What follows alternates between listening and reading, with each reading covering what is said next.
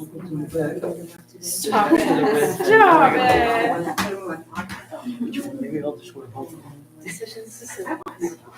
So we need to do a better job. Like, Yes, that sorry. was. Your voice does travel pretty good. I think but- usually too There much were times where I was sometimes. like, no, I still can't hear. I'm getting close to my speaker. Dave will be getting on Zoom, but he's gonna be late. Okay. So you'll hear a little doo-doo when it chimes in, and then I'll let him in. Okay. Just. Sounds great. Alright. We're in a book. I'm gonna run with this. Let's go. All right, so first we have a public hearing. So good evening and welcome to tonight's public hearing on October 21st, 2024. This hearing has been called by the Select Board to provide information and allow public comment regarding amendments to the General Assistance Ordinance maximums. Copies are available for tonight's public hearing. We're also joined tonight by the General Assistance Director, Priscilla Willett, to help answer questions pertaining to the GA maximums. Before we begin, I'd like to just cover some general housekeeping items. This hearing is to hear questions and comments on the information presented. During the public hearing, members of the public will be called upon by the Select Board Chair, ensuring that everyone who wishes to participate has an opportunity to do so. When called upon, please step up to the podium, state your name and town of residence. We ask that audience members be respectful and refrain from side conversations. Any individuals who are continuously disruptive may be asked to leave the hearing. Thank you all for attending tonight's meeting. The floor is now open for public comment, which actually, Priscilla, if you want to kind of. Public comment? Well, you can, yeah, yes, you are. If you want to go through your packet and. Yeah, I need the agenda. Alright. So I'm gonna start with handing these out if you, I'm gonna save one for Lindsay. I'm gonna give them to Joe and then you can pass them to Ryan. Thank you. Thank you, ma'am. I think this is. what we have. That's what we have. Mhm. No, for the box. All right. Okay. First, I want to start by saying that my name is Priscilla Willett and I am a resident of Lyman. Did I do that right? You Yes? did, thank you. I have found out after extensive research on Lindsay's part, not all that extensive, but extensive research, that we don't have to keep GA paperwork any longer than 3 years. So there's a whole bunch of GA stuff in the safe that I am hereby requesting come out of the safe, put it someplace in some office so I can come in and get it, and I'm going to start shredding it, getting rid of it, get it, free up Isn't it space. relative to Hold the on a public sec. hearing, just FYI. Oh, The So- public hearing is for the GA maximums. so just so that you know that. Okay. The GA maximums you have in front of you. And they have increased a little bit since last year.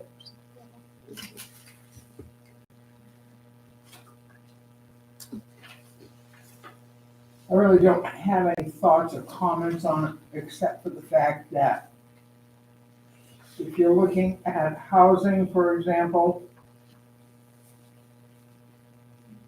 it's not showing up here. Oh, there it is, where we In are, the okay. So if you, one person, if you can find something to rent for $1,200 or less out here, because that just is non-existent.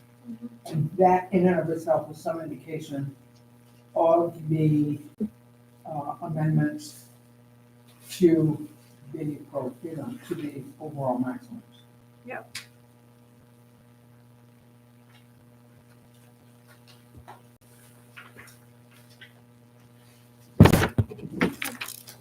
Everything's gone up from last year, it was a little bit higher. Right.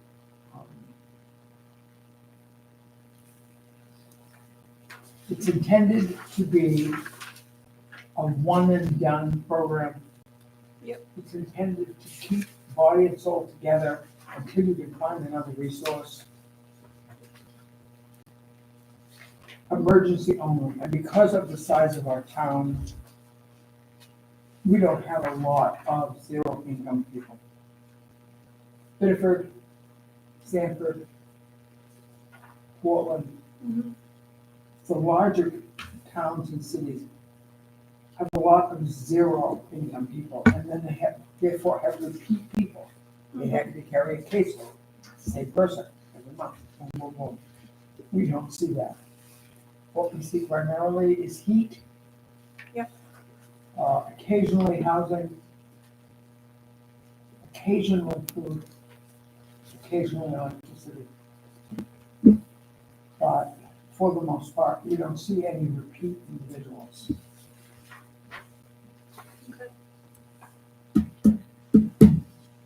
All right. Anything else you want to add on that, or? No? Okay. Okay. Well, thanks for Any coming. questions from the public? Any public comment on what Priscilla had shared? Okay. Good. There you go. No? Okay. Thank you. Thank you. So hearing that there is no further public comment, this will conclude the public hearing portion of the meeting. So the board will now close the public hearing and open into the regular select board meeting. So, welcome to the October 21st, 2024 regular meeting of the Lyman Select Board. This meeting is a public proceeding and is being recorded. If everyone will join me in the Pledge of Allegiance, we'll get started. Pledge allegiance to the flag of the United States of America and to the republic for which it stands, one nation, under God, indivisible, with liberty and justice for all. Alright, so we need to now vote to adopt those amendments. Yep. So if anyone has a motion for that. Make a motion that we vote to it, that we adopt the amendments to the GA maximums this year. I'll second that. Any discussion on that? Can you just clarify that it's for 2025, correct?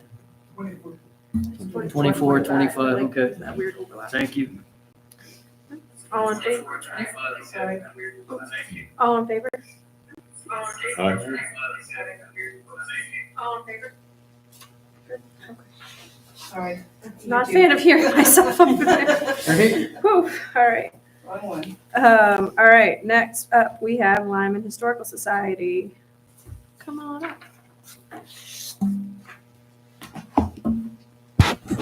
Hello, I'm Steve Lord from 149 Chapel Shores Road, and I'm also with the Lyman Historical Society.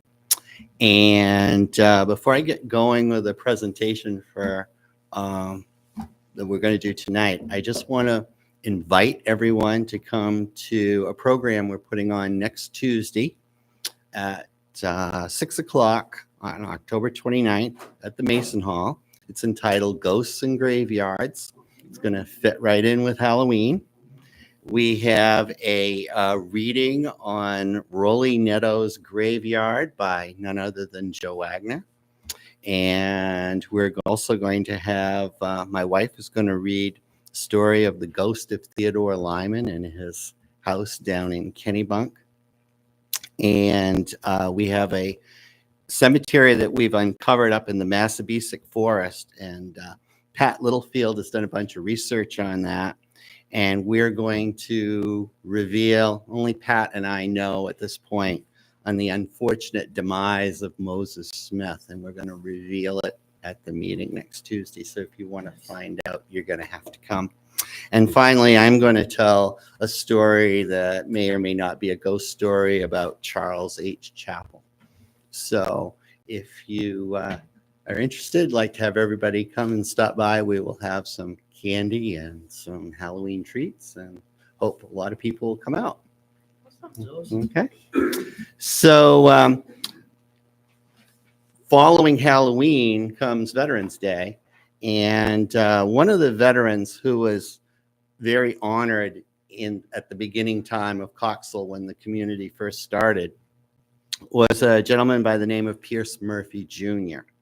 And he's mentioned in the 1880 history of York County as being one of the prominent Revolutionary veterans, along with John Burbank. The two of them are kind of both mentioned as being quite famous. And I think you'll see why in a second. So Pierce Murphy was born in Arundel in 1753. And in June of 1777, he signed on for a 12-month tour on the ship, the Raleigh. Now, if you're watching Chris Sununu, John's son, Chris Sununu, and he's on TV all the time now, and he's the governor of New Hampshire. He's always wearing his New Hampshire lapel pin, and you can't really see it on TV very well, but the lapel pin is the Raleigh, and it's also on the New Hampshire state flag. The Raleigh was one of the first 13 ships that was commissioned by the Continental Congress. And it was built on Badger's Island, which is actually in Maine, but it was built by all Portsmouth shipbuilders. So it's kind of became a New Hampshire ship. Pierce Murphy signed on for a 12-month tour in June of 1777. And then a month later, another Murphy signed on who was not related to him from Somersworth, New Hampshire, and his name was Thomas Murphy. These guys had the same name. They weren't related, but they became very close friends. And they were on the tour for a year on the ship, the Raleigh. Now, the reason the Hold on a second. Excuse me. Can we? I'm sorry. Thank you. the ship is called the Raleigh because it had a beautiful carved likeness of Sir Walter Raleigh on the bow of the ship. It was a very elaborate ship. And it set sail in September of 1777. And it began becoming very successful in capturing British ships. And the British were not big fans of this. And one of the ships that it captured was a British ship called the Druid, which you see here. And both Thomas Murphy and Pierce Murphy were on the ship while this battle took place.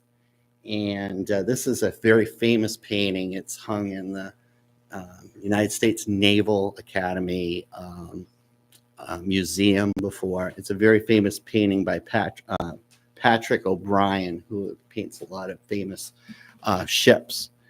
And so during this period of time, they were out capturing British ships. And the British, like I said, were not big fans of this, obviously. They had the attention of the British.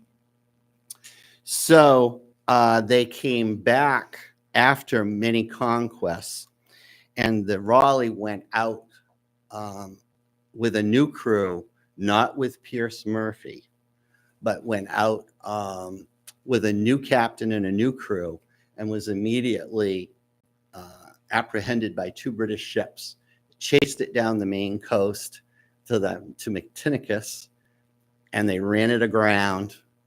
And the captain escaped, the crew, most of the crew escaped, some were captured.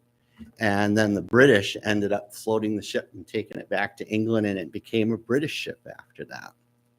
But Pierce and Thomas were not on it at that time. Now, how does this all fit in with Lyman? Well, after the war, these two friends, Pierce Murphy and Thomas Murphy, moved to Lyman, and Pierce Murphy is the great, great, great, great grandfather of Morris St. Clair. And his house is where Morris St. Clair's house is. And the cemetery where Pierce Murphy is buried is also the cemetery where Morris is. And we have some pictures in here of the cemetery that are in the back. I'm going to give you this and you can hand it around and look at it. So, and this is the cemetery that's behind the cornfield, the intersection of Clark's Woods Road and South Waterboro Road. So it is only fitting that the Murphys, who were friends and then came to Lyman and were here. Oh, the other piece I forgot to tell you that I need to tell you too is Pierce Murphy ended up becoming very disabled. And as a result, Thomas Murphy went to bat with him for the VA and got him a pension, a disability pension. And Pat Littlefield did a lot of research, and she's got all of his revolutionary documents in here. So these are all very interesting reading. And so anyway, it's important that the Murphys be together. So I'm going to hand this. You can pass it down and take a look at it. And I've already asked Amber if she would take this over to the library because they need to be together because the Murphy book is over there already. And Thomas is waiting for Pierce to show up. So they are going to be together. But it would be a great opportunity this winter to go over to the library and check out both Murphy books and the information on both the Murphys who ended up being original settlers of Coxall. All right. You always bring good in. I love this information that you bring. Every time. It's awesome. That's more history than I got. I saw it on the agenda. And it's relevant to you now. I love that. Excellent. All right.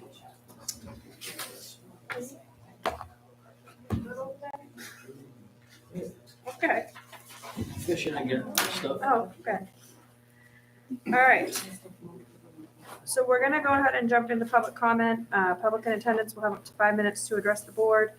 Please use the podium to address the board and please be respectful of others. So, any public comments tonight? Yeah. No, you can.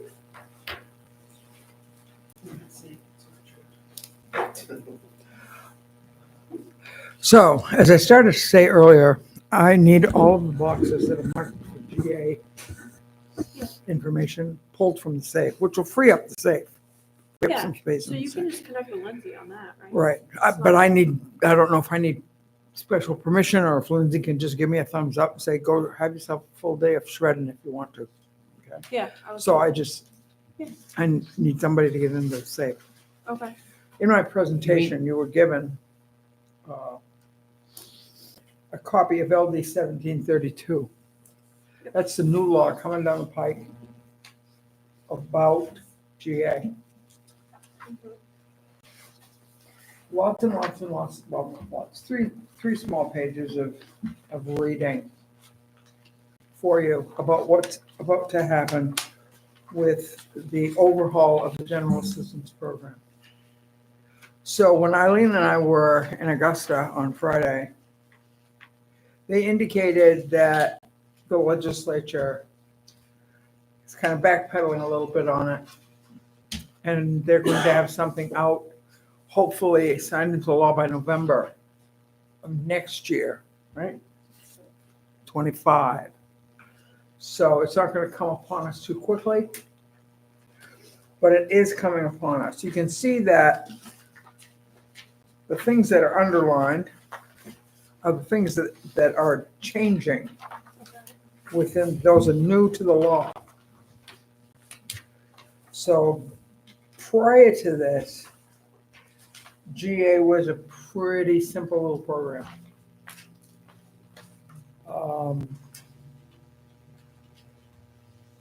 Either you qualified or you didn't. Now it's going to be a little more detailed. They've changed the regulations so that if you start serving one person and they move to another community, then you own them for a year. So you have to continue paying. If they move to Biddeford, then you continue to support that person for a year. And there's all kinds of other little things coming down the pipe. So you should be aware of that. The other thing, I'm just going to put a bug in your ear, and maybe you can put a bug in the ear of somebody from Ordinance Review. They may want to, may not. That's totally up to everyone concerned. But Biddeford and Sanford have both instituted ordinances regarding the unhoused. So it used to be that you could stay in a park. You could say, I'm thinking in terms of that park that's in the central there, in the central area of Sanford. You should be able to stay there. Or down behind Independence Drive, which is down in the factories. They had their own really cool little village of all tents, and it was really kind of fun. You know, I imagine it was fun in the summer. I don't imagine it was all that much fun in the winter.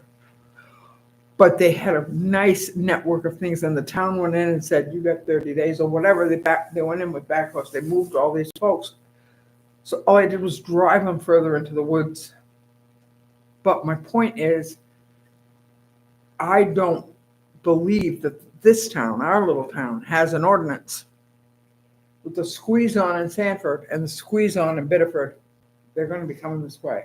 Unhoused people are going to be coming in this direction. And it behooves the ordinance committee to look at it and see where they're going to be. Are they going to set up Camp Buckinut so that you have no control of that? What are you going to do? Because you don't have an ordinance saying that they can't. Are they going to set up camp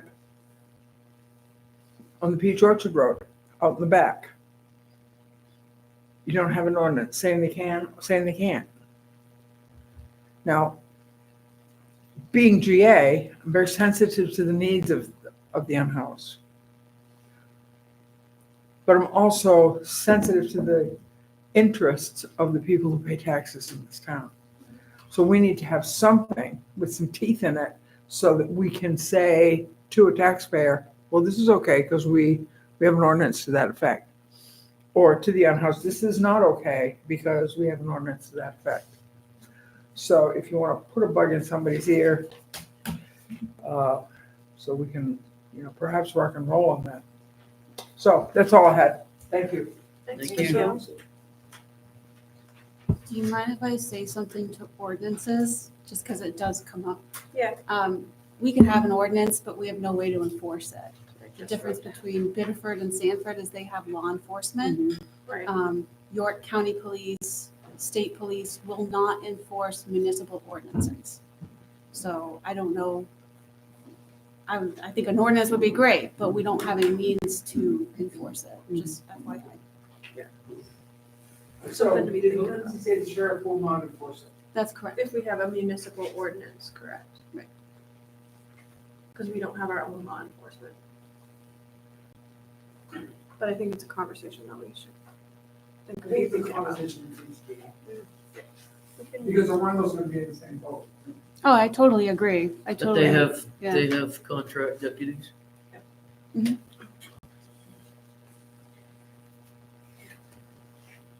Different can of worms. Okay. All right. Other public comment tonight? So, Ah. I guess, I gotta ask a question on that. I gotta ask a question. I gotta ask a question on that one. Third time. So, Lyman is York County. Why do they not have, why does York County not, I mean, if somebody moves into my backyard, I'll deal with it. Correct. And is it But I'm private saying, but property if, owner, but you they- like, can't. we got all kinds of areas that somebody can move in. Yeah. Dump trash and all that stuff. So if we deal with it as landowners, can I call the York County Sheriff and say, listen, Absolutely. I've done that. I got At my own property. I got a problem. Yep. So York County can deal with it. For a private landowner, we're talking about town, like the park, like. That's Buckinut fine. Park. That's what we're talking fine. But I mean, they're not going to be in town. They're not going to set up by the library. They're going to go out in the woods someplace where They around, already have. right? They already have been Setting up where? in the dugouts. Really? Yes. So I don't know as the people that use the dugouts as a Well, no, right functioning- now, That's why they're there. no, but I'm saying, yeah, I understand that. So I mean, I'm just wondering how come York County can't say, no, listen, they're not supposed to be there. Mhm. Yeah. I mean, you don't want to be vigilantes, but you got to say, sometimes you got to say, okay, this isn't happening. Correct. And it's just, it's sad. I feel sad for them people, but I think there's a lot of people in this situation that can honestly work a living and work a job like I do every day, Mhm. like we all do, that could probably be out of that situation, but Yeah. mental health and drugs have probably got them tied to it. I don't know. It's a whole new can of worms as far as. But I'm just saying, I think is like on our road or on any place, if I see somebody setting up a tent, hunting season's coming, they gotta be careful. I'm teasing. I'm just saying, I don't want to be, I'm nothing there. I'm just saying, you know what I mean? I do. It's just not a good situation. Okay. Thank you. That's my, Yeah. that's my part on that. Thank you for bringing that up. Good. No, it's definitely worth keeping the conversation alive, so. I didn't even think about like Lyman having that kind of situation. Any other public comment tonight? Okay. We'll move on to mail. Sorry, I have a bunch of stuff on here. Spirit of America Award has been awarded to Priscilla Miles. And this, I think, is worth reading, so I was I'll, just you want to gonna say read? that. I know you enjoy reading. I things can read aloud. it. If you would like to read it, go for it. So But make sure your microphone it's is from close. the county commissioners of York County to Priscilla Miles.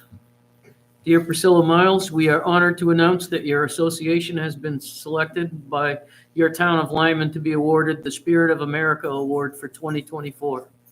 The Spirit of America Foundation was established in Augusta, Maine to encourage volunteerism, and it allows the Spirit of America Foundation tribute to be presented in the name of any Maine municipality. The first Spirit of America Foundation Award was presented to Elma Jones by Augusta Mayor William Birney on November 26, 1991. Maine Governors John Baldacci and Angus King and the Maine Municipal Association Director Chris Lockwood are among many who have played key roles at one of the 500 Spirit of America ceremonies over the years. The award ceremony to celebrate the winners of this prestigious award will be held on November 20th, 2024, beginning at 3:30 p.m. To participate in the award ceremony, you may attend the ceremony being held at the York County Government Building located at 149 Jordan Springs Road in Alfred, or to attend virtually, please visit our website at www.yorkcountymaine.gov and go to agendas. Click into the Zoom link and you'll be able to view and participate. The link will also be posted on our Facebook page at York County, Maine Government. Sincerely, Donna L. Ring, District 4. Awesome. That's some good mail. Yeah, I like that. We do. We're happy mail. Madam Chair, I Yes. just wish Priscilla get well soon, because I believe she's dealing with a broken leg right now. Oh, no. Oh, that's a bummer. Priscilla, I think, broke her leg recently, so sending out get well soon wishes to her. Okay. Well, hopefully that makes her feel better. Yeah. That's- All right, unfinished business. Any updates on franchise? No? Okay. Sorry. That's okay, I'm not. And then we have two RFPs tonight. One was for the equipment sandblasting. It looks like we've got, I think, one bid on that, yeah. Do you want to open that one over? Sure. Yeah, we'll do one at a time. This is two different things.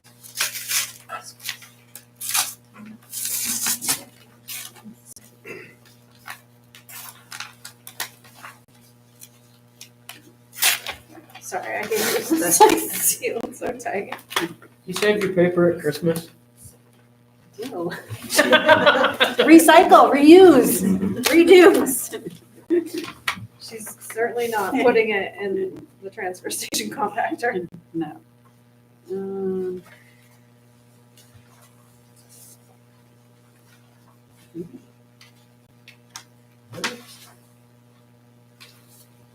Okay, so this is from Precision Equipment Coatings, Precision Collision and Repairs LLC.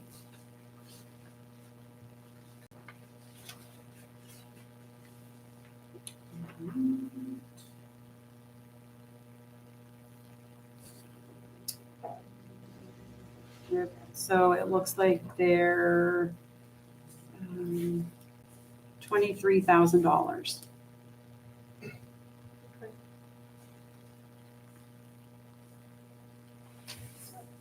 Yeah, I'm guessing that's their. Do you remember how much we budgeted for that?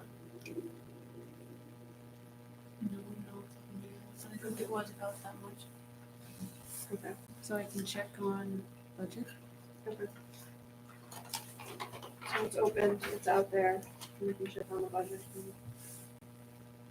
Yeah, I think Randy wanted to get it going, because of how long it takes, and we're gonna get into the winter months, and he's gonna need the equipment.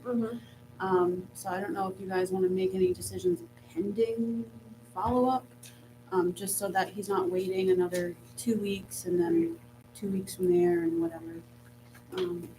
I think the lead time, if I remember, Randy told me the lead time was like 6 to 8 weeks.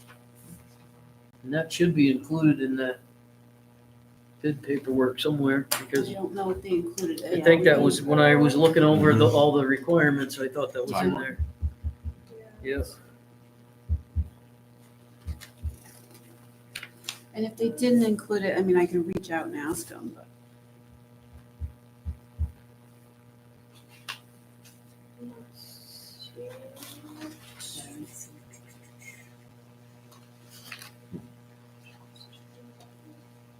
A lot of information on the process. The bidder must specify the project timeline in the bid proposal. Project start date is anticipated to be scheduled by October 22nd.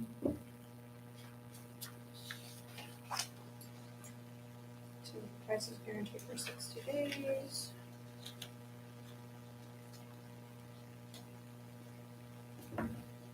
Yes, I can fully connect with them unless I'm completely missing it, but I don't see it there. So,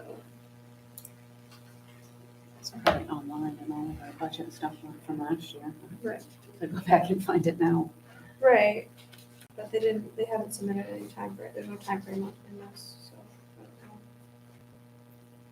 I just don't want to be incapacitated when we're like loading trucks with salt and sand and stuff like that. So,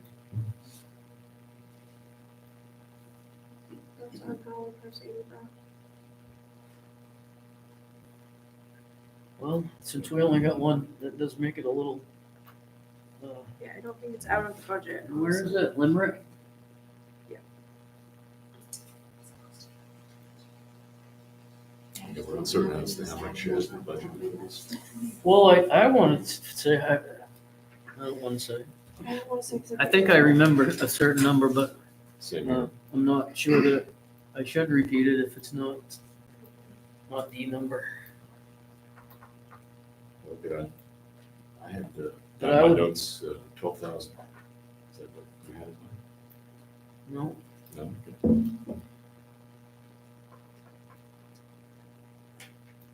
Without knowing how much is budgeted, I don't want to overbid, that's where I'm stuck. I think that it would be in our report, our treasurer report, wouldn't it? Yeah, but I don't think it would be listed. It would be, I think the money In a would all be category. combined into one.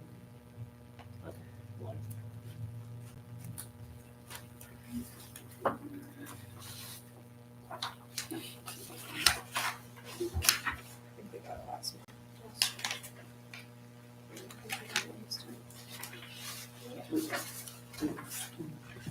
Yeah, and I even. It's because it's the skinniest thing in the packet. I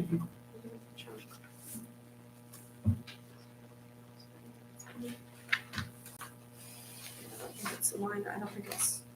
It's all, the Yeah. transfer station is salaries and transfer station. you know what, it could be online on our website.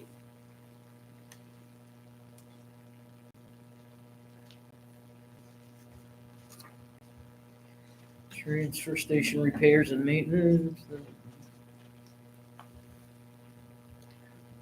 I'm just remembering which one it's under, right? Contracted services. Yeah, that's Professional it, too. services, buildings, grounds, Yeah. like which one? It wouldn't be in any of those if that's not an I don't have that extensive. binder.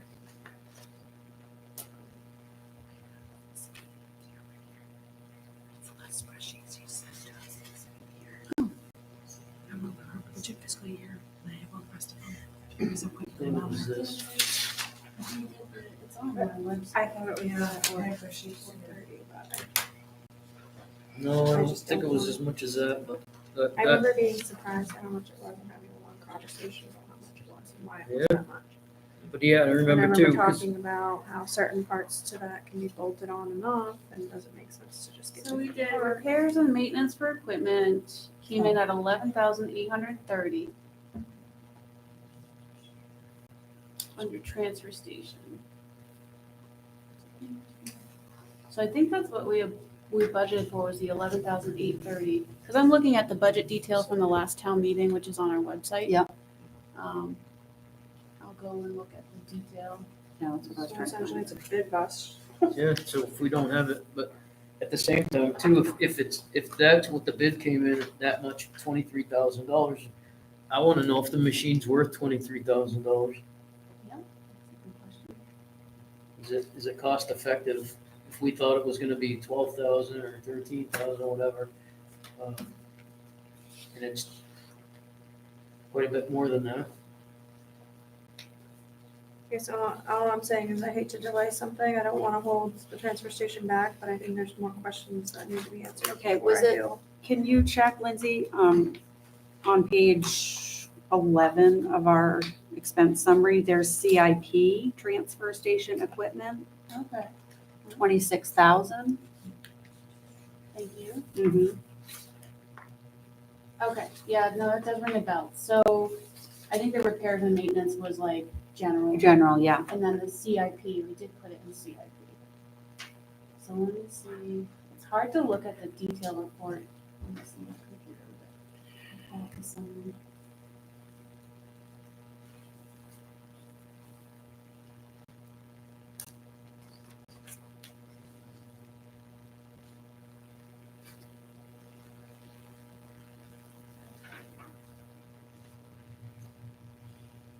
We did do, it says equipment, 26,000.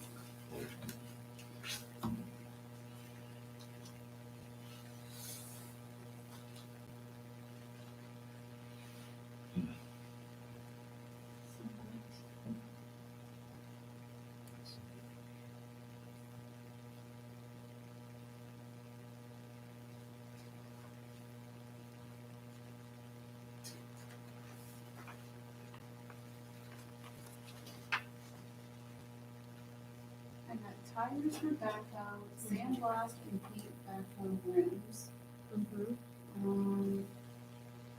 It's super tiny, so it's very hard to read. Okay, tires for backhoe was 3,000, and then the sandblasting was 23,000. How convenient. That's the one. I Okay. thought it was in the 20s. I remember being in the 20s. I just don't know the exact number. All right. Sandblast hot wheels.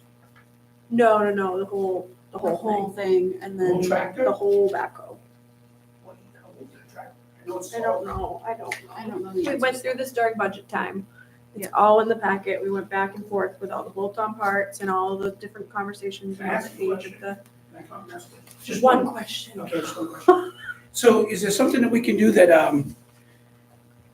like a line item, just say, okay, does this really need to be done? And get to the $12,000 number? Well, we went through the budget process and and so the departments weigh in. So this was, the problem with our budget is we budget out a year in advance. Yeah. Right. So then a year later, circumstances can change, but that's why it's like, this was a discussion probably a year ago. Right. And Right. now we're doing the bidding. So I guess what my question is, like, why can't, if you get, if Joe said, like, you remember the number of 12,000, we got 12,000, then why don't we go back to the guy that's gonna do the sandblasting and say, listen, or whoever's in charge of that knows what equipment has to be done, what can we save till next year? Right. And cut back and do the $12,000 worth of work this year that needs to be done. What's most important, the wheels and tires? Right. And you get them.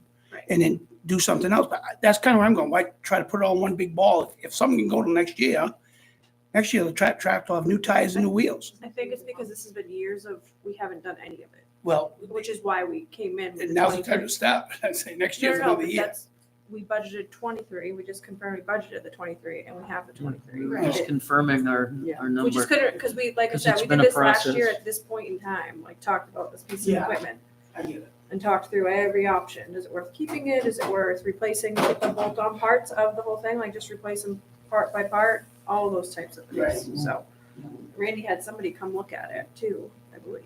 Right, I mean, Yeah. we put it in the town meeting warrant, so the budget gets voted on. And if we don't spend it, then it's just gonna go back into fund balance, so it makes sense, I mean, we have this process. Since we only got one, Right. I will say that I believe that person is highly recommended for this kind of work. I'd like to look at that a little closer in detail. Yes.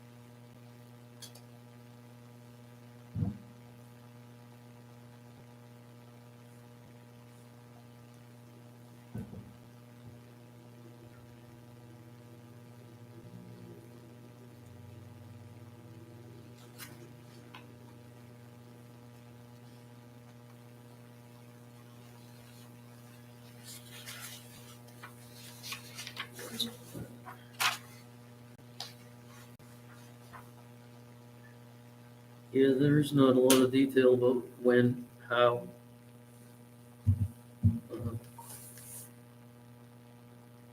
My understanding from Randy's perspective is this is the only company in this area that does this kind of work.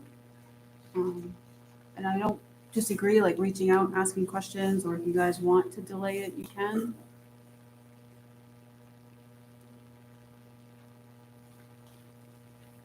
It's not gonna change anything, either do it or not do it. I would like to know how long he thinks it's gonna take though. Because There's we no don't, timeline. if, with all that, with 23,000, there's no money in the budget to rent a piece of equipment for the winter. Know what I want.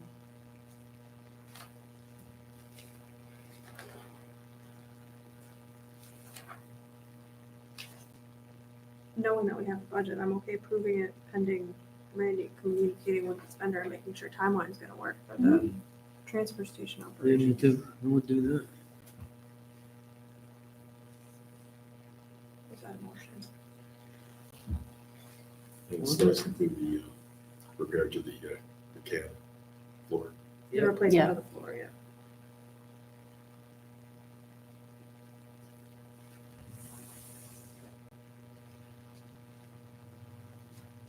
Contingent upon getting a timeline as requested. Can we approve it with that contingency? Or do you want to table Approved with that contingency. Seems like, it? That makes this sense. is prepared Because then it can move forward as we planned. faster. Yeah, we've been talking about it for a long time. And it's been delayed a long time, years and years. Hi, Dave. So does anyone have a motion then? Make a motion that we approve that bid contingent on the time frame working out for the transfer station. For Randy to talk to him, or to get a timeline and make sure. And no, I can't repeat that. I thought you were just adding more to it, and I was like, oh man. Second. Okay, discussion on that? That goes with your. All in favor? Aye.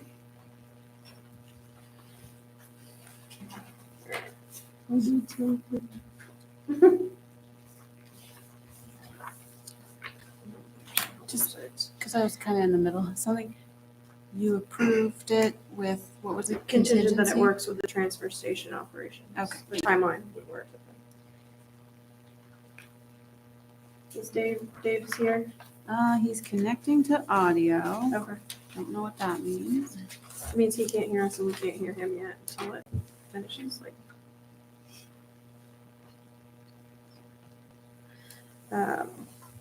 So next is the RFP for the assessment equalization project. There's one bid for that. I don't know if there's even paper in there, but You can think? you open that? No.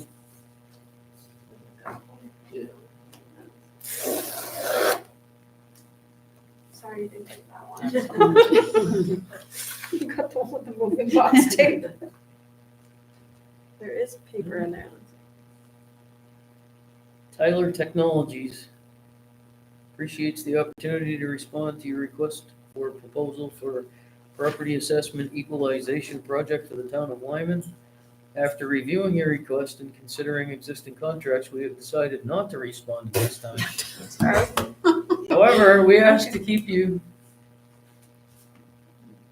We wish you and the selected bidder much success.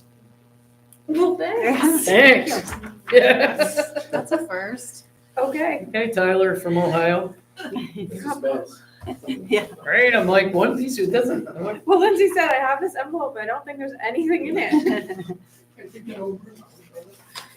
Okay. Well, thanks for letting us know your So, decision.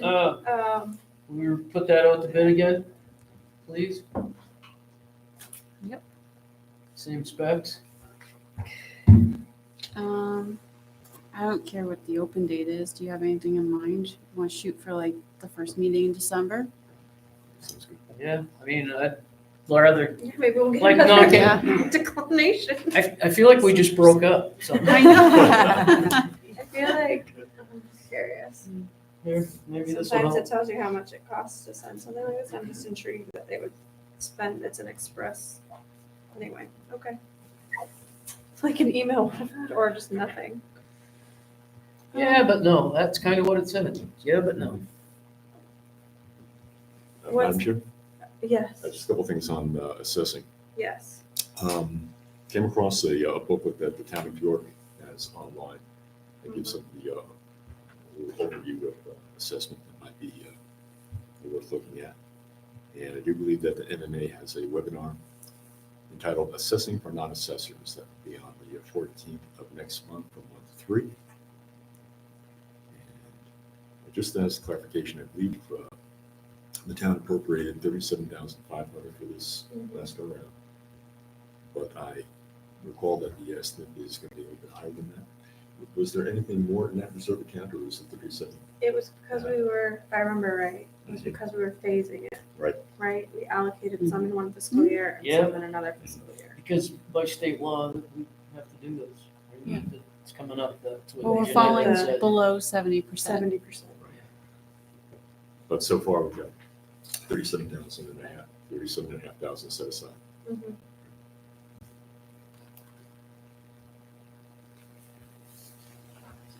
Okay. Any other comments on that before we move on? Okay. Item D, so review and discuss the forestry agreement and the updates from the forester. So I think, Lindsay, correct me if I'm wrong, I think we're still kind of on a standstill, and I believe you're working on a time to connect with the forester Mhm. and Josh to look at exactly what that would look like in real life. Mhm. Like, hey, it's here, kind of thing. Right. What does that work? Is that correct of where we're at right now? That's, yeah. Okay. You guys had a whole easement drawn up and everything on that agenda note, so I wasn't sure. I think It's what we not- had on the agenda was what the, correct, again, stop me if I'm completely wrong, because it's possible. I think it was what the forester had shared to show like where he wanted Yeah, it it's to a go. proposed easement. It's not really temporary or permanent because it doesn't actually exist. Yeah, yeah. Okay. But you have to have, right, code, but when the easement's conveyed, it can either. Can you come up? Oh, sorry, thank you. Neat. Sorry, she So- rewatched last yes, meeting and yeah, now yeah. she's gonna be the microphone person. That's fine, that's all good. No, it, you know, a lot being sold as a proposed lot, but you can have a temporary lot, I mean, a temporary easement, you can have a, permanent easement, so that's. Right. I wasn't sure I just saw the documents, and now that this conversation with Lindsay's occurring, I didn't even really know until I literally read the email that you gave me, like probably 5-10 minutes before this meeting, so. Yeah. No, but I thought that was gonna be the access, I don't know. Okay, so I think that's what we're trying to figure out is the access. And Yeah. that's what, I think last meeting we said, oh yeah, the forester's gonna draw this up so Mhm. that everyone can see exactly what it looks like. And then that's where this whole thing came from. And then now, there's gonna be like the people that are actually directly impacted, Oh, okay. go Yeah. look Nice. at it in real life so that you can be And like, that- yeah, that works, or no. And that was a discussion I recall, like it was, Okay. it would be tabled to the next meeting because we were waiting on the forester to draw stuff up. So when he did, I just automatically put it on the agenda because we're gonna Right. have that discussion. Okay. But then you and I have corresponded since then Yep. too, so. Yeah, I wasn't, like I said, I saw that, and prior to me reaching out, I hadn't heard anything, so I wasn't sure, Right, but it just seemed like that was like a set in stone thing, but if it's not, it's not, so, no, I don't think so. cool, That's not my understanding. cool. All right. Okay. So I'll let you all connect then. Can I say one thing? Of guess- course. Well, Lindsay just said, she said it's not temporary or permanent. I understand that. Yeah. But if it's for logging purposes only, I don't understand why permanent would be even in the conversation. Right. I mean, any person who owns land has the right to grant what's called a license to anyone else to use the land. So we're basically telling the logger, like, say, if it's our property only, we're saying you can come and do this, whatever, because we are allowed to do that. I think where the issue, like Josh and I are talking about, is there's a portion that touches Josh's property, and there's a question of easement and how much space there is and all that we're trying to iron out. Okay, My and I understand that. But the conversation, if he's gonna cross over there to log the other side, the easement should be for logging use only. A temporary, I've been Could through be. it, it's temporary for logging use. Yeah. I don't think anyone's opposed to that language. I think this is just Well, something that the forester put out She's, there as a starting well, point. she's the one just said permanent, so I just, Well, I don't think yeah, a permanent, Because I it don't, could be, right? It could be permanent, it could be. It could be permanent, All these things, but. I permanent. think that was the question that Josh had asked in his Is it email. temporary if or I permanent? Yeah, if I remember correctly. And then you just said this afternoon, temporary. Like, we well, it really doesn't exist. It's proposed. Yeah, right. Is It's on a how piece of I paper. interpret it. I understand that, I'm Yeah. just, He's just asking like, it's proposed, yes, it's on Yeah. paper, but once it becomes a written document, Right, what's the intent? right. Well, we Is it- might, Is the, in that, I think that's where he's. okay, Sure. all right, I understand better. Thank you. Yeah, I Right. think, I guess that part hasn't been decided, right? Like the board may decide they don't want to do an easement at all. I don't know. It's going to be up to the board and the town vote and I think I understand. I guess I'm thinking if better. it's for, I guess I'm thinking for logging use, if it's to log, if that was our intent, to log those lots, then that should be no problem. Log, whether you brush Josh's property or not, Mhm. log it, be done with it, everything's all set. Temporary use, everything that goes can back be to normal. Yeah, and that can be outlined in all of this. Right? Yeah. Thank you. Yeah, I hear you. Sorry, just really quick. And this Sure. isn't to upset anybody. If the town's purpose down the road is to do something with it, you should probably check with a lawyer before you limit anything. Just saying. Well, yeah, if we draw up an easement, it's going to be, What's a that? lawyer draws it up, Yeah. whatever that language is going to be. No, I just said Yeah. if the town, I mean, this is no offense, I know you guys No, are it's so no different with your problem. land, but if the town has potential to, if they do want to sell it down the road, maybe it's not a temporary easement. You really need to talk to a lawyer, Well, really, about it. Well, you know what? I don't want to know, I'm not, I think, I don't have a problem with the town's gonna do something with it, but if they're gonna give a full permanent easement to the logger could have, well, you don't know. Okay, Do so we what we're know? gonna do, is we're gonna stop. We're good. The logger owns the land Correct, behind the town. correct. So we're gonna stop. Josh and Lindsay and the forester are all gonna go look at it in real life and say yay, nay, and figure out next steps, and then we'll go from there. Josh is gonna go with him?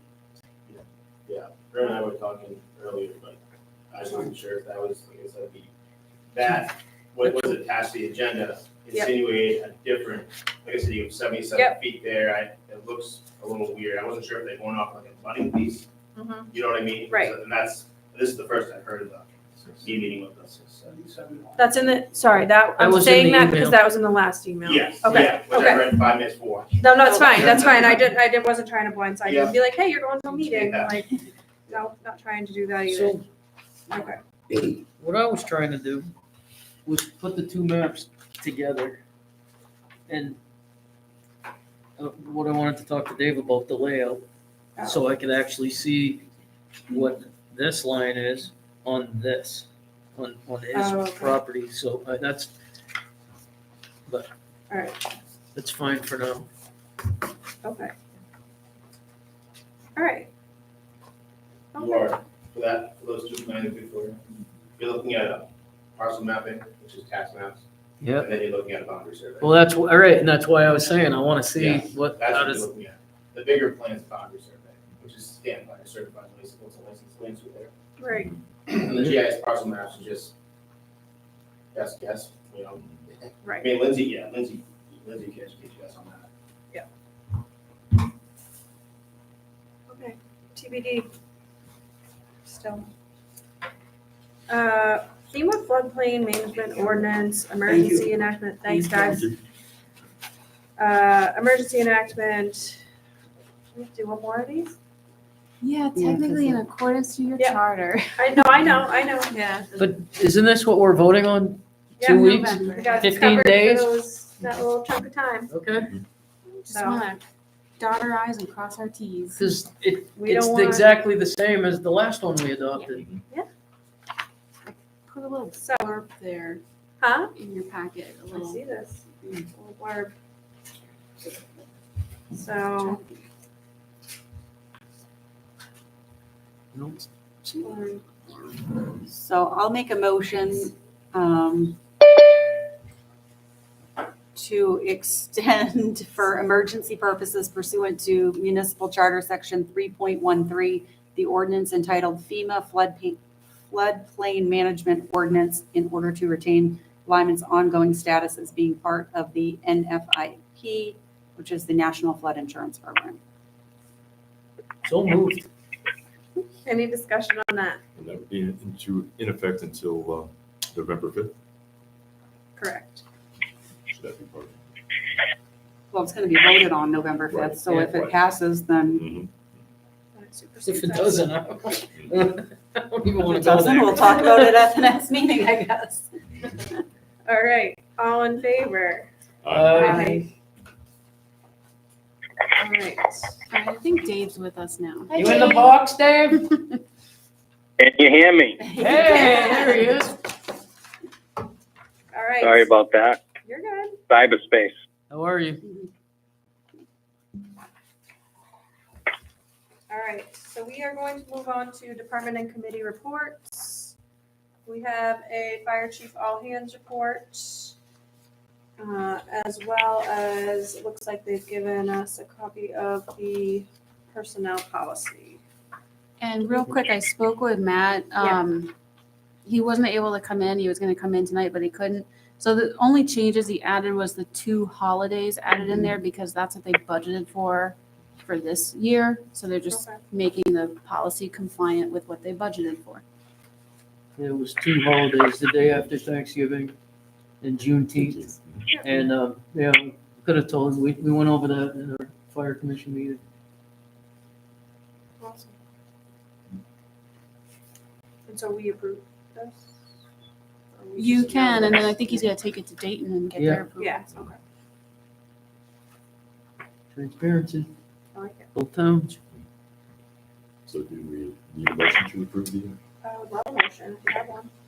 so move that the amended Provinceville Fire Department personnel policy be approved? Second that. Any discussion on that? I'll just say that I like a good amended personnel policy. There's so many amended dates and that makes my HR brain very happy, so.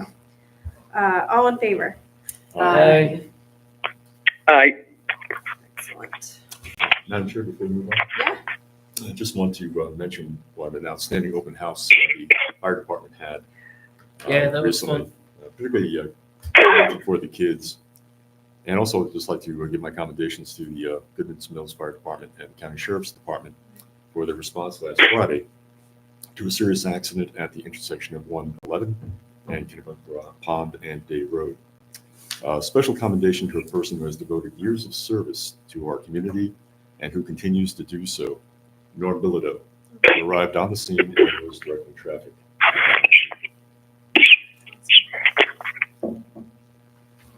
Great. Not great that there was an accident. Great that the response. I believe our four-way stop goes live tomorrow, That's right. Yeah. Oh, okay. and yeah, it's gonna be interesting. Yeah. It is big. I know, I drove- Gotta remember. Yes. Yes. I drove through today and I was like, nope, not yet, but I Tomorrow. can see the post. Okay. Yep, I saw the post. All right. We will jump in. We've got next committee report, cemetery committee, and it's got adopt a plot initiative and summary, so. Katrina Randall, Chairman of the Lyman Cemetery Committee. Yes. So Amber came up with a great idea. Yeah. How about we do adopt a cemetery, adopt a stone? Okay. We're not real well equipped to know how to do that. Right. We went to Funky Bow. We made, I think, $21 for 2 days worth of work. You are getting some interest though. Jeez. You have people reaching out. Yes.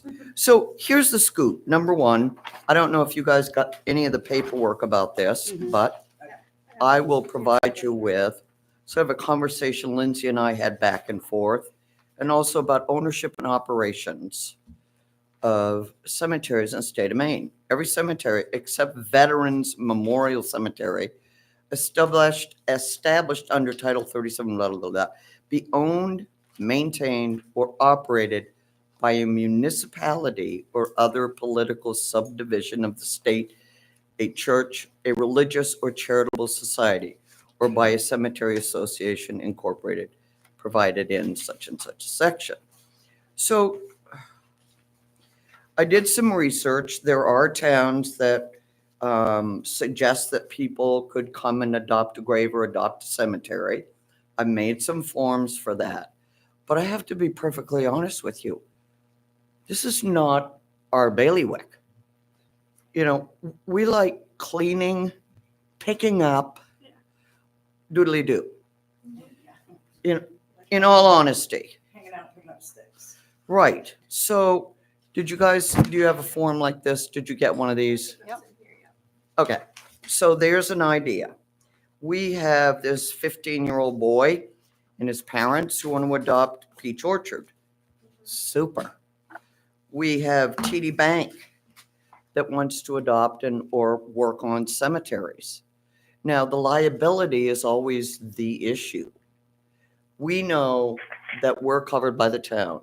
Even someone like Joe Wagner, if he wants to work in a cemetery, he needs to either be part of the committee or we have to figure out how do we want to manage these people.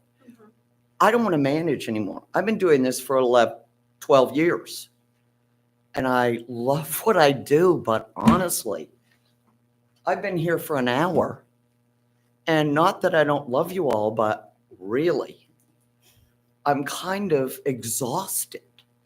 But Lindsay and I have been back and forth about, we had a conversation about if Peach Orchard Cemetery is on private property, these folks will need to get permission from the property owners before proceeding. No, we've never needed to do that. The cemeteries are either owned by the descendants. The people that live there don't own the cemetery. Either the descendants own it or the town owns it. The town does not own any cemeteries. Well, according I to a just- state law, No, I want to clarify something because you, and I'm not picking or anything. I just want to clarify it because it's come up a couple of times in the past in my office. So the ownership and operation title that you cited just recently, that's under subchapter 3 under public cemeteries. So if you go to the definition of a public burying ground, it's defined as a cemetery owned and operated by a municipality, a cemetery corporation, or a cemetery association. That's not, if you go to 1101, so we don't own any cemeteries. We don't own or operate them. But you're required to have a cemetery committee. So Right, why for does veteran, that? for veteran graves. So if you look at 1101, maintenance and repairs municipality, it talks about the municipal responsibility. And it states that ancient burying grounds under 1101-B, it says access to ancient, the owner of an ancient burying ground shall provide a municipality or its caretakers designated access necessary to perform the duties pursuant to, and it's title, I can't remember what The title it is. descendants. No, it's pursuant to a specific title, and here it doesn't. I thought show it me. just said, Title And if you- 30A. Yes, so, which is 1101, maintenance and repairs of municipalities. It's grave sites of veterans. And it says grave sites of persons who are not designated to the best of its ability. May keep the grass, weeds, and brush, yeah. Through May 1st to September 30th.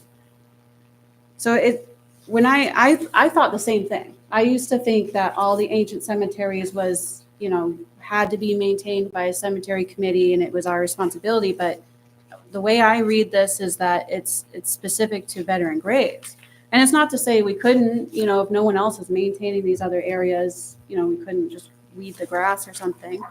But also there's another law on abandoned cemeteries. And there's a provision under acquisition by municipality. So for us to take ownership of any of these cemeteries, we have to go through the 3107 abandonment and acquisition. And to my knowledge, I don't think we've done any of that for any of the cemeteries. Right. So that requires like public notice and notification to descendants. I guess the bottom line is, what do you want us to do? For us, What do you want us to do? So I Because we're think- kind of not figuring it out anymore. No, I think the whole reason for the adopt a plot idea that Amber threw out there was because you all like the ask of 50 grand, right? So it was like. But that was purely for trees. That's all I it's get for. it. I get it. I'm not questioning what it's for. Oh, I think okay. you guys all do great work. I'm not questioning that it was like for fun or anything like that. I think that the whole idea of fundraising was to offset that, so it's not to put it back to the town again. Correct. That was the And ask. I guess what we are trying to do is get more creative, Right. obviously. Yeah. But I guess this is kind of like, who looks at this? It seems like maybe town lawyer. I don't know. We just feel like you're. Handing it to us and we haven't They're a gonna clue what to do with it. The other thing too, and I briefly So I had, get, I'm we're sorry. just kind of curious how far we're going and Yeah. what do we do? Mm-hmm. Yeah. Should we just stick to what we were doing and mow and, maybe it's getting bigger than Yeah. it should be? Well, I Because wanna- I'm still getting calls too. I'm sorry to interrupt you. I got a call about a guy at Chadbourne Cemetery. Oh, my dad doesn't have a plaque and he doesn't have this. I got a call. It's like I get all of those. Chadbourne, though, we've had this discussion before, isn't that a private That cemetery? is- Right, we That- do. We provide them flags. Okay. So that, And I hear from people there Yeah, they- because they email us. the people that maintain it are farmers and not real available to talk to people very often. And I go and meet with them and I tell them what we need. I I just think- want to clarify really quick, like I wasn't putting this on here to put you guys on the spot at all, but there's a lot of stuff going on. You guys are super busy. We're all really busy. But one of the things we talked about when we did the whole town manager form of government was that, town manager manages employees and select board kind of manage, they appoint boards and committees. So as these things come up with boards and committees, I'm sort of just putting it to the select board, like you guys appoint these people. It's worth having a conversation, like, what do you want us to do is your question, and you have the right to ask them that. What do you want us to do? Right. So that's why that's here today, because like, as I'm getting in the thick of it, I'm thinking, okay, the board needs to weigh in, you guys appoint them. So this needs to be a bigger conversation, but Right. Go ahead. Okay, so first of all, I want to apologize because I guess I went back and watched the meeting and I did not clearly articulate what I was talking about when I was talking about adopt a plot. So I mentioned very quickly, like you would, somebody would pay the cemetery committee, they're not paying you personally, they're paying the town, it goes into the fund for the cemetery committee. So you have a plot, so you would take a picture of, my plot, Amber Sweat. Somebody says, okay, I will pay $50 to have have some the maintenance done. cemetery Okay. committee That, maintain that cemetery right, plot. okay. That would be helpful, yes. Okay, So okay. that way, that's what you're basically, it's like when you donate money to, you're getting an elephant. from Yes, Africa. exactly. You're I adopted a getting bird, a picture yes. of the elephant in Africa. You're not really getting, you send in your $19.99 a month, you get the picture, you hang it on your fridge. Yeah. Oh, look at my elephant. Sarah McLaughlin commercials. Yes, oh my God. That's what I meant. Like, have these pictures out there of like, oh, look, we have this plot and it's a small, I don't know how big so if you have a small little cemetery plot, and I'm talking about like the headstone. Right, exactly. I Then, get like, what you're saying. 25, Because when we 50, started looking at this, 100. it felt like. this is Okay, way now we over gotta our figure it heads. out and we'll That's come and what tell I'm you how saying. it works and we don't Over know. our heads, right, Yes. okay, cool. And That's cool. when we went to Funky Bow, we had tons of pictures of all these different cemeteries and these specific stones. But people go to Funky Bow, they want to drink, they don't want to look at dead stuff, And quite frankly. So, there's two people that have reached out about adopting a cemetery. Would the best bet be just that they become sworn members and then, like anybody else, I do my 3 or 4 down there and I do this one, she Right. does stuff, Steve does his, Mhm. on and on.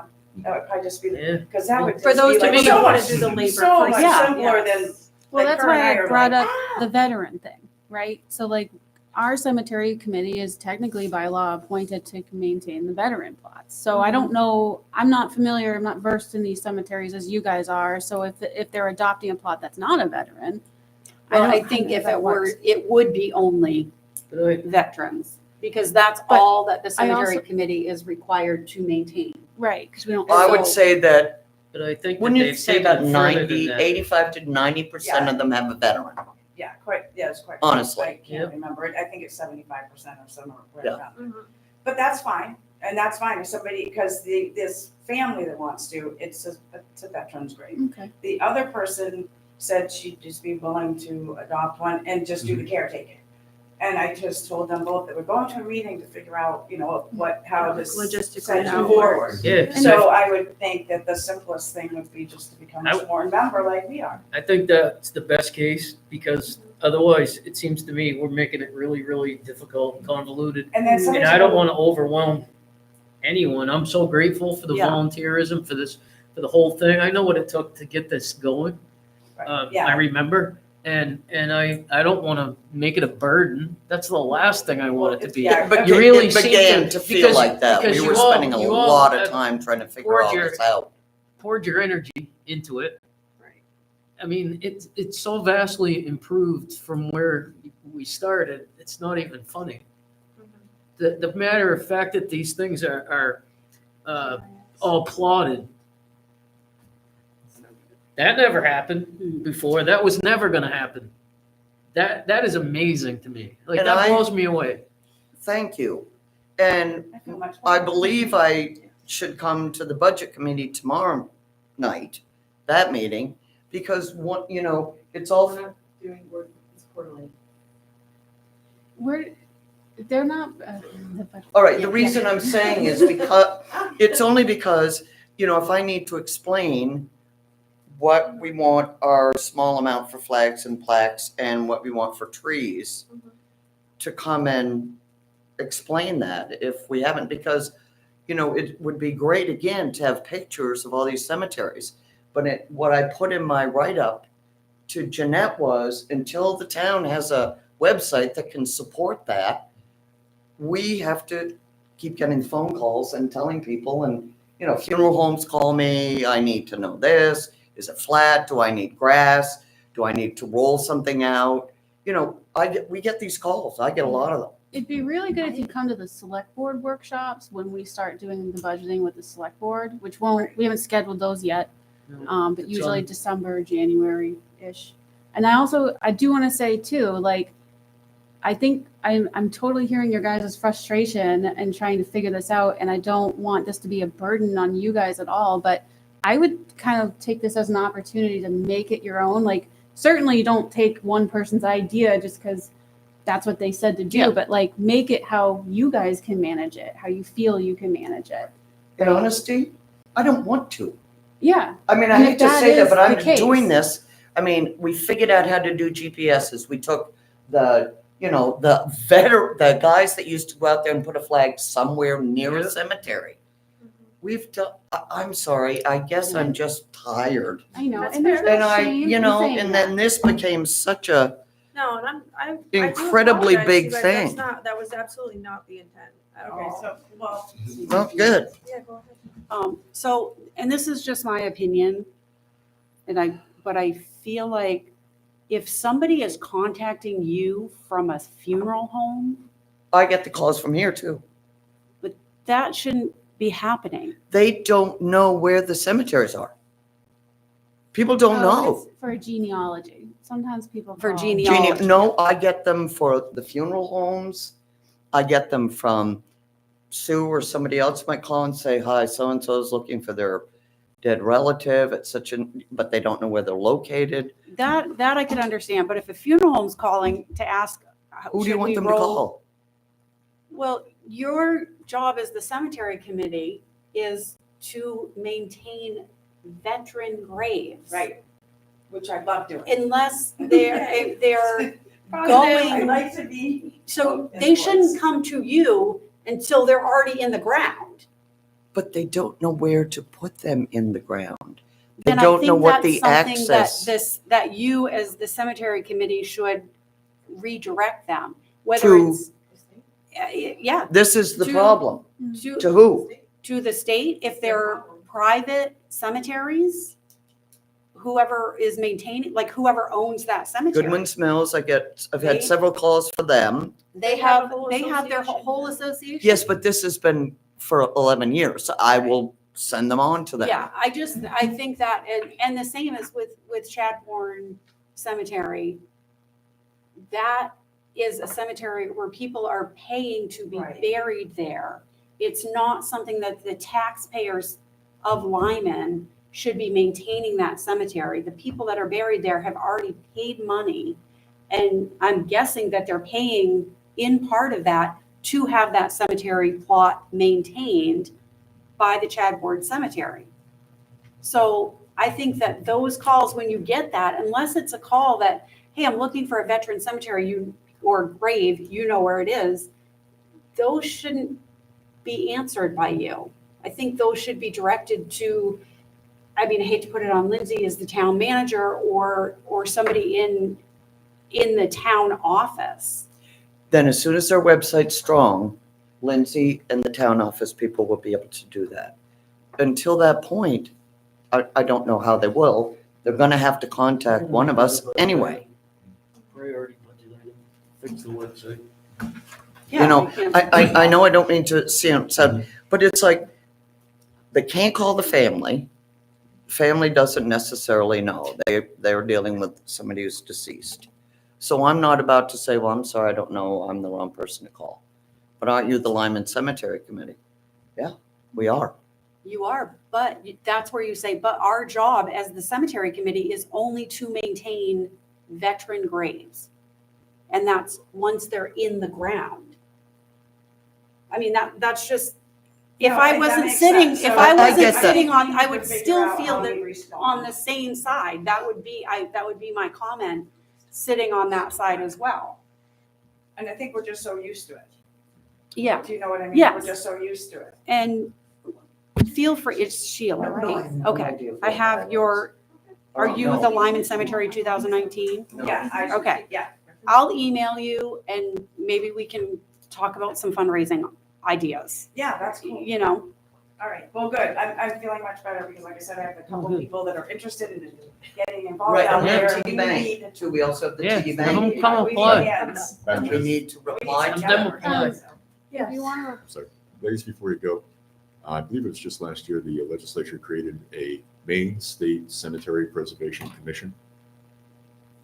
And they had a presentation at the MMA annual conference earlier in the month.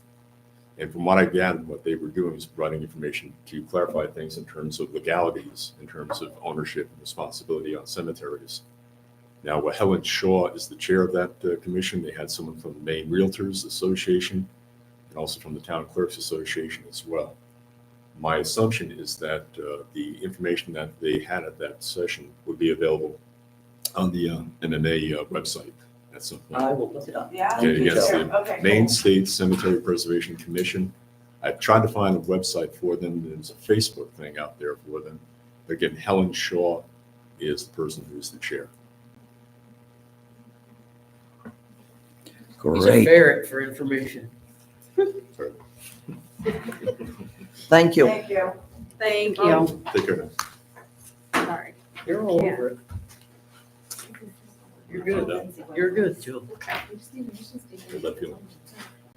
I already made a note. You are. Michelle, I already got a note. Don't worry. Yep. It's That's all I was it's right there with big stars. Okay. Eco Maine rep and a composting survey results.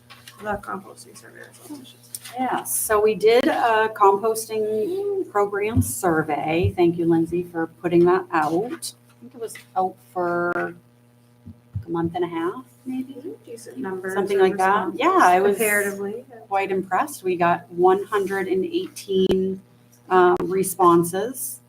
And so for the people who are listening at home, I'll just read the question and then go through if you guys don't mind, you know. So the first one was, how interested are you in participating in a municipal composting program? And then there was very interested, somewhat interested, neutral, not very interested, not interested at all. 59 people, 50% said that they were very interested. 32 people, 27.1% said they were somewhat interested.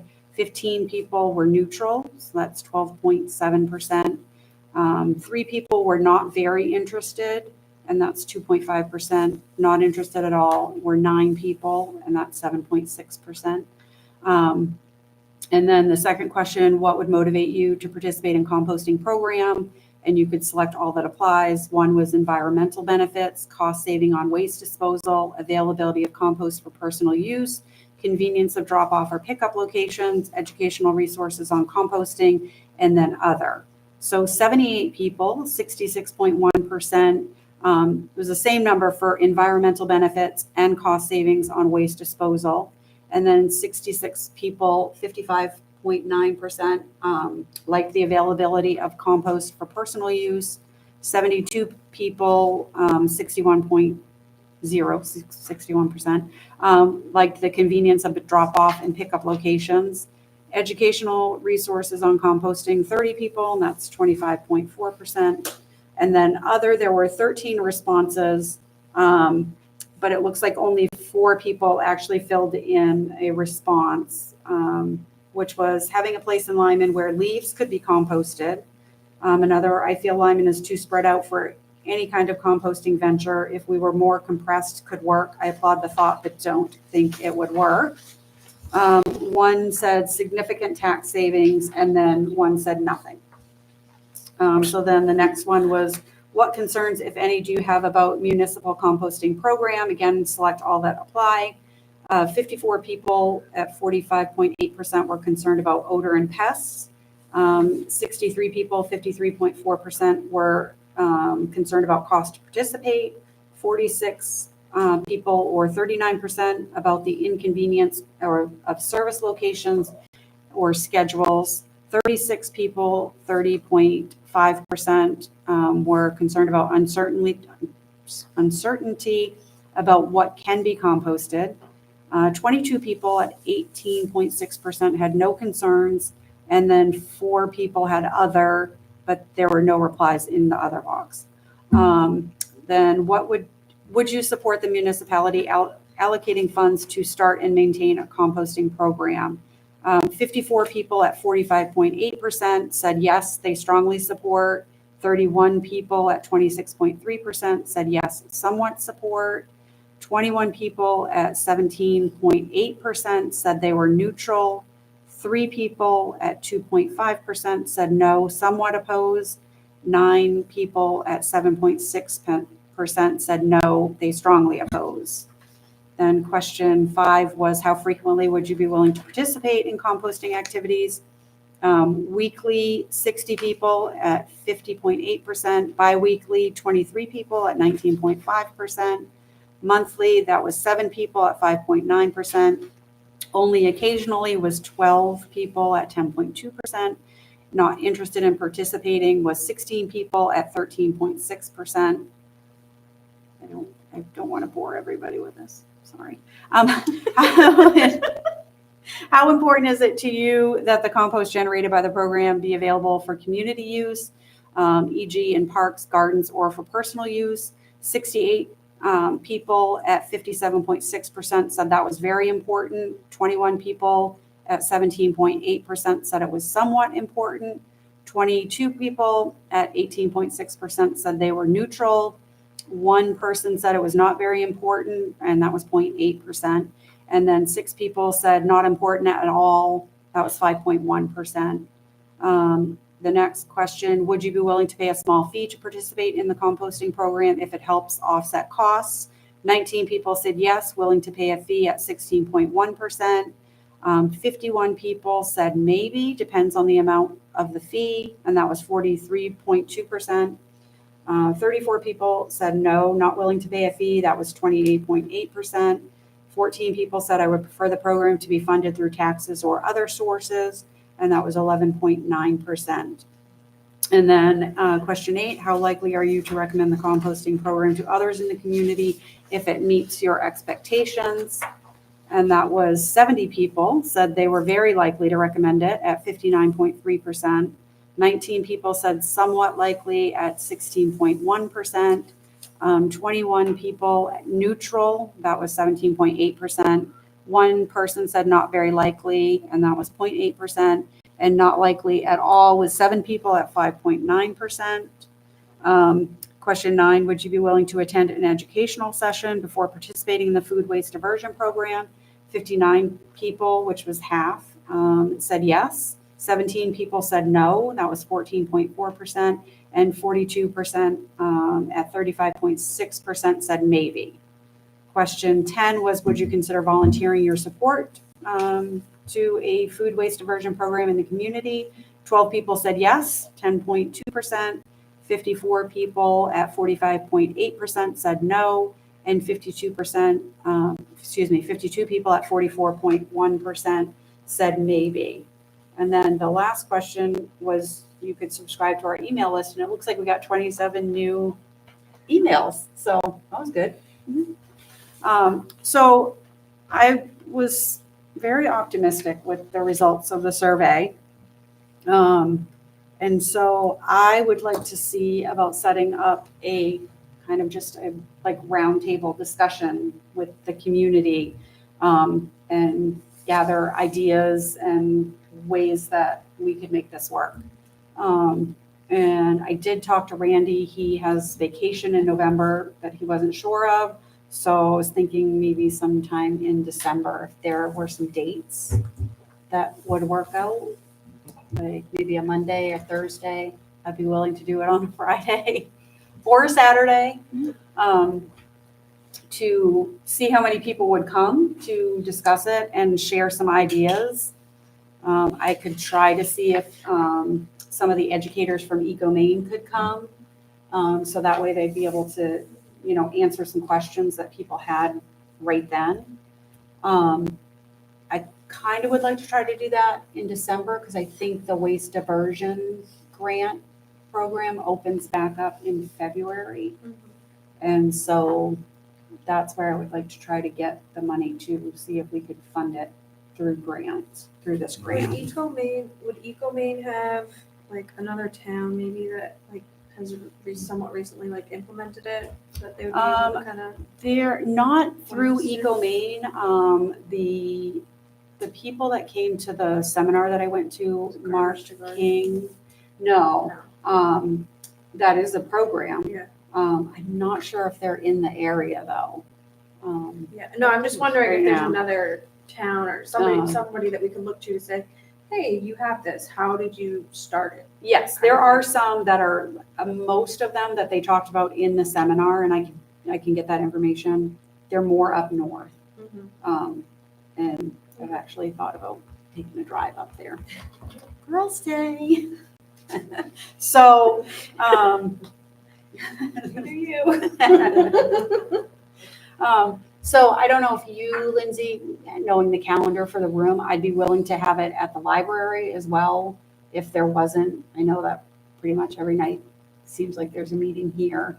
Yeah, it gets pretty busy. You might have better chances at the library, but if you give me some dates that you're Okay. looking at, I can tell you. Okay. And then if you had any preferred like content you want to put in that message, Yep. it's helpful if you send me that. Yep. And then we can kind of organize how to get the notice out there. Okay. I think Okay. it'd be great if you could get EcoMaine or a representative of some sort, because I know that I do think people would love the opportunity of like a educational public type thing. Yeah. I think it would make it kind of exciting. Yeah. Yeah. Maybe not. Okay, I'll reach out to Randy again to confirm what his vacation time is and see if December will work best for him. And then I'll get in touch with you. Yeah, and I don't know, have you talked with him if he wants to do that, or? I don't want to yes. put him on the spot, but. I did talk to him at the transfer station, and that's when he had told me about his vacation. He takes his time in November. Okay. And so, because I would like him to be there because he's running the transfer station, and you know I want. A little more quiet. I would better. prefer that the transfer station people be on board. I don't want to force it And on be able to them. ask questions. You know, too, yes, like- yeah. So, because I know I'm. We did used to have a leaf dump up there. It was along the whole driveway. We used to just back up and launch them off. Yeah. And then some composting facilities came to town and they wanted the leaves. And the DEP was changing their tactics and rules about that. And so it was easier to not dump them at the transfer Yeah. station anymore. I don't know because I haven't called, but I did hear somebody say that the, where they're on 111, Bollier, that they will take like trees, you know, like branches and things like that. I would, yeah, so I'm not saying that they do, so please don't go out there with leaves. You can take leaves to Simpson's as a fee per yard. That's where I take mine. Okay. There's a farm over in Alfred, Wolf Pine Farm, that accepts leaves as for fertilizer. There's one in Waterboro off 202 also. So, all right, then in our packets, we also have the treasurer expense report and the town clerk's excise report. Yes. I don't know, Russ, you used to always like to talk about the votes. It looks like somebody did register a vote this past month, so there we go. September vote registration. We had Yes. someone register a boat There we today. go. Oh, okay, so next month we'll have, all right. Yeah. Okay then. It was a nice day for it. What's that, Dave? Nope, Oh, sorry. The box made a noise. I wanted to make sure we're not ignoring you. nope, that's okay. Perfect. All right, new business, item number 5, discussion on a workshop for budget goals. So I put this on here as we're collecting all the information from departments and committees. I think it'd be really helpful. This would be the first time we ever did it with the select board, is to not necessarily go over the finances of things, but talk about stuff that you guys have in mind. So I know we've had some sporadic conversations over the year that just has come up, benches and dugouts and stuff like that, but it'd be helpful if you guys maybe think about like a list or just think about stuff. Or And- what we think the priority should be. Yeah, and we can kind of map out what some of those goals might look like. It doesn't mean that it's gonna be budgeted and we go forward next year, but it's just, I think, good to start the conversation. I've only been thinking about the larger projects.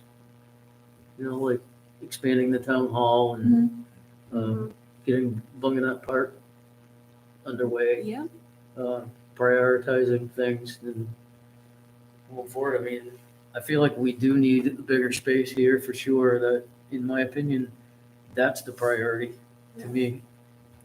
Not to say we can't have more than one, but I think that's a starting place. Because otherwise, I think stuff gets lost and falls in the cracks. Because when you have 800 things flying around when I get all the ping pong balls up in the air,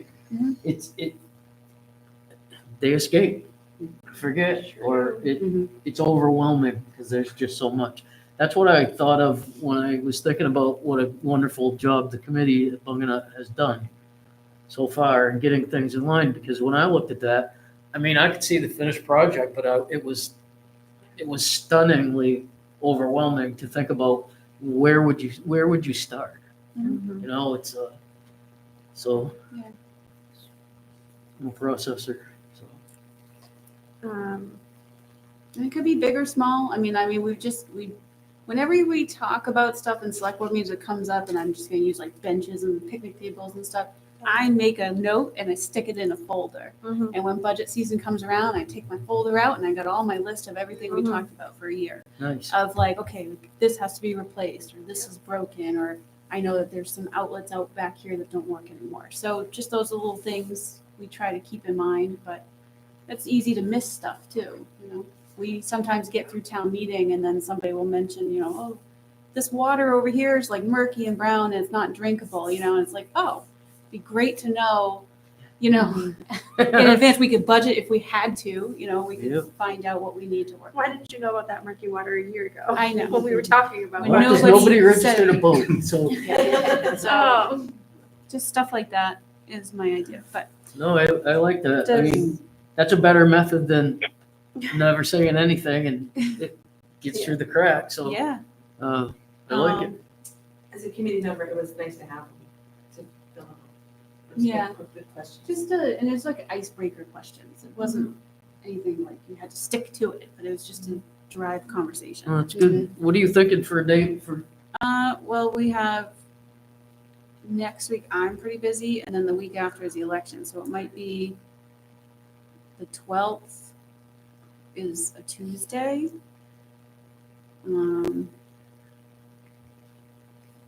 I would not be able to do the 12th, but that doesn't mean you guys could Or we not. could do. Is next Monday off the table for you, Lindsay? The 28th. Yes. Okay. Unless it was during the day, but nighttime, no. I think Bunganut Committee's meeting here the 28th. Then the 29th is candidates night. I can make the 12th work. I could do the 30th. No, actually no, because Jeanette's out. I want Jeanette to be a part of that process too, because Yeah, I'm in she a helps us Monday, put it I'm all in a together. Monday, Tuesday, or Friday kind of world these days, and I know my Friday things don't go over well for anyone. So And I don't mind a Friday. you suggested it, not me. Lindsay. Okay. We'll leave it I just want there. to take some of that heat off of you. I could do a Friday. I was told not again. I guess it looks like Tuesday, November 12th, Tuesday, November 19th, Monday, November 25th. Also, if there's maybe other meetings going on here, like maybe on a Wednesday, I don't know if we want to try doing it at like a library or. I could do Monday the 25th if everyone. I could do the 25th. One of our off Mondays. Thanksgiving. Why did we do that? Nothing. You don't do that? Not make noise? No. I meant, can you not do that date? No, I can do it any date you want. even a Friday. I don't care. I just don't want to tie up every Friday. Like if it's very sporadic, then I'm okay with it. But I didn't want to get in the habit. Let's so- go with Monday, the 25th. Does that work for you, Dave? Yes. 6? 6 p.m.? Yes.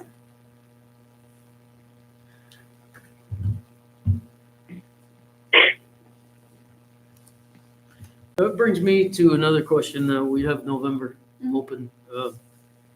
The 4th is a regularly scheduled meeting. Is that, and then the election day is the 5th? So this room, are we doing, is the election here or is It's it at at the the school? school. I was gonna bring it up under other, but I was just, yeah, it's at the school, but I was gonna ask if we keep that agenda very light, like maybe just like your priority, like need to make decisions on things. Or just the Because warrants? Yeah, the warrants, maybe the minutes or something, but that way it can be a quick, easy one and done meeting, and then anything else can go to the next one. Sounds dreamy. Mhm.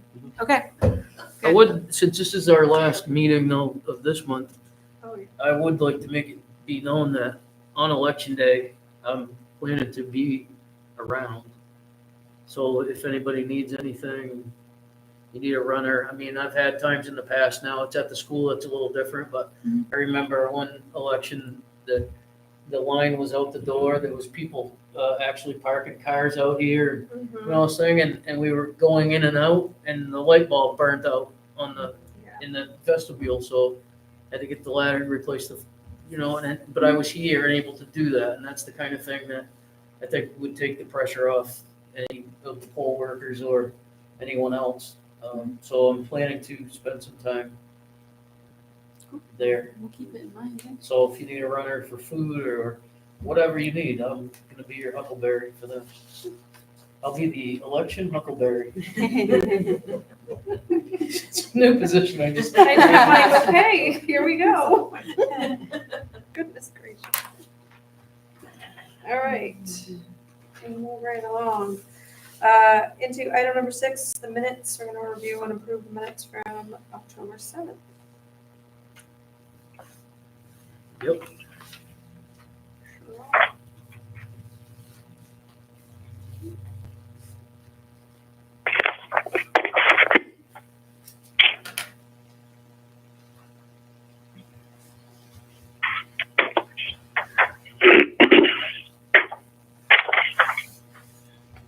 I'm good with them. Make a motion, we accept the minutes as written. Second. Any discussion on those? All in favor? Aye. Aye. Aye. All right. We're gonna Madam Chair? move. Yes. So just one question. You had requested, I believe, a diagram from Mr. Mitchell of the Lyman softball Little League for a diagram of what they had in Oh. October at Chadbourne Field. I was wondering if that ever came. I have not seen it. You don't It's have it? not come in, and I put it out to KCB Landscaping that we were looking for that information. So when Okay. him and Greg connect on that, he knows that that's what we're waiting on. Okay. Thank you. Perfect. And I'm abstaining because I wasn't here for that meeting. Okay, we'll move on to the warrants, payroll warrant number 15 in the amount of $32,551.87. So moved. Second. Any discussion on those? That one, sorry. All in favor? Aye. Aye. Aye. Moving on to accounts payable warrant number 16 for FY '25 in the amount of $74,700.16. So moved. Second. Any discussion? So Madam Chair, just a Yep. couple of questions. Christopher Squires, I'm just having difficulty understanding refund install number 2 PD. I was wondering what that meant. Can you repeat that? Sorry. I didn't- It is Christopher Squires, $1,910.72. 42. 42. Cents. It's on 10/21. Refund install number 2 PD in E. So, I don't know, but if, when I send these things out and you guys have these questions that you think of, feel free to just shoot me an email or call me and we can still talk about it in the meeting, but then I can just get that, because I don't know So. if it was, it's, yeah. Squares under. Squires. It's on the last, for the second down here. I mean, it says RE, which I would guess to be real estate, overpaid. Overpaid. Oh. So maybe they overpaid their taxes. I don't know. I mean, Looks like a Well, it looks refund like of it would an be overpayment a of some refund kind. for, so it's because refund install number 2. Yeah. Paid, I see. paid in, So the tax, yeah, I I see. think it was Okay. paid in, oh, yeah, he paid real in estate error. overpays. It looks like Mhm. paid in error. Okay, thank you. Yeah. And just We Highway can Tech, piece it together. let's see, Highway Tech, $2,307. Poles for signs. Mhm. I was just wondering, what poles, what signs? Those are the Kennybunk Pond beacons, Okay. Yeah. flashing beacons. You guys approved that. It took a long Yeah. time Saga to of the order flashing and get signs. delivered, and they Yeah. still have to be installed, so we're not done. But we have them. We have them now. Yeah. All right. Okay, thank Where you. are they? I think It- Tinker Tom's Tom has house? them. I think so. Any other discussion on these?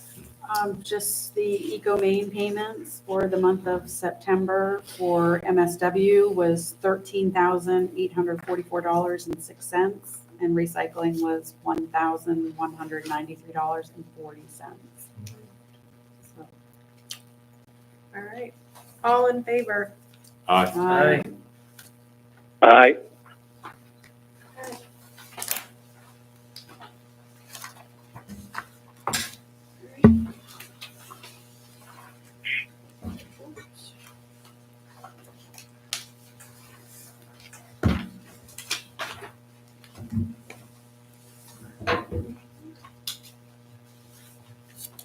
And I'll make a motion to go into executive session for 1 MRSA 405A, discussion regarding personnel matters.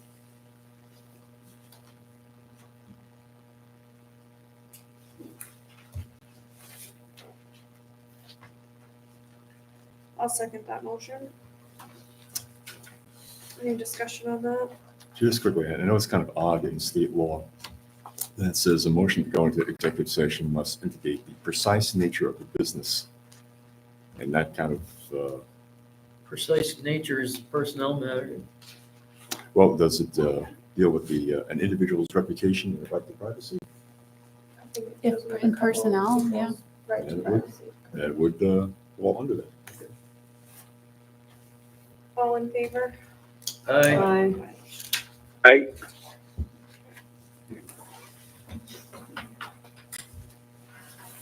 Sorry, Eileen. I'm going to run to the restroom first.